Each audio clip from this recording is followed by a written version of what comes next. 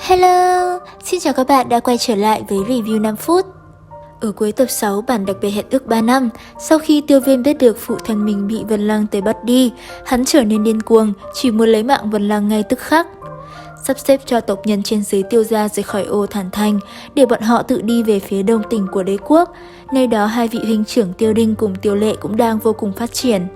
Địa điểm mọi người tập hợp sẽ là Thạch Mạc, thành phía đông của Giá Mã đế quốc.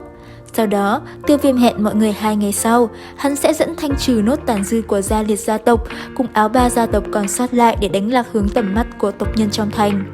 Ngày hôm sau, mọi người đã bắt đầu làm theo kế hoạch đã vạch ra.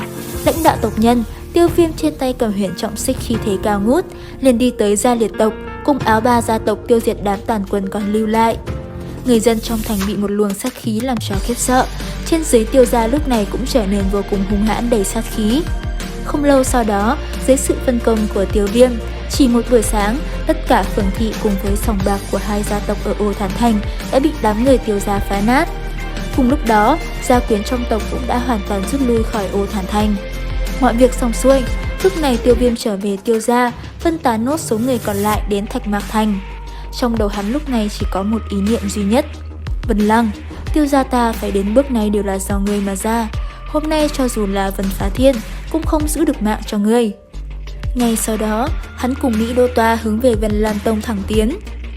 Lúc này tại hai địa phương khác nhau, Gia Hình Thiên và Hải Ba Đông cùng lúc giật mình đứng dậy khi cảm nhận thấy luồng khí tức của Tiêu Viêm chạy về hướng Vân Lam Tông. Không hẹn mà cả hai ngay lập tức đuổi theo. Tại Vân Lam Tông trong đại điện nghị sự, những người có chức vị cao nhất tất cả đều ở đây.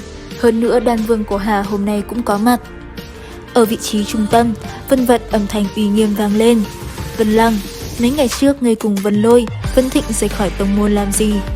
Đáp đại nang, Vân Lăng chỉ nói hắn có chuyện riêng cần giải quyết mà thôi. Hừ một tiếng, Vân Vận lại nói, các ngươi đi ô Thản Thành thì phải. Nghe thấy vậy, Vân Lăng sửng sốt một chút, thế nhưng cũng không dám giấu giếm sự tình. Hắn đến ô Thản Thành cũng bởi vì Tiêu Viêm đã làm tổn hại đến danh tiếng của Vân Lam Tông. Mọi việc liên quan tới Mặc Thừa, hắn lúc này cũng không cảm thấy hối hận. Nghe thấy vậy, Vân Vận cũng nói cho hắn biết, nàng đã biết tất cả mọi chuyện, Mặc Thừa cũng chỉ là cái cớ mà thôi. Vân Lăng hướng ánh mắt cầu cứu tới Vân Sơn, nhưng không nhận được một chút tia hy vọng nào, hắn chỉ đành nhận tội. Theo như Vân Vận xử trí, nếu đem Vân Lăng giao nộp cho Tiêu gia, chỉ sợ bọn họ cũng không dám nhận. Thế nhưng chuyện bị nội tông trừng phạt, Vân Lăng cũng không tránh khỏi.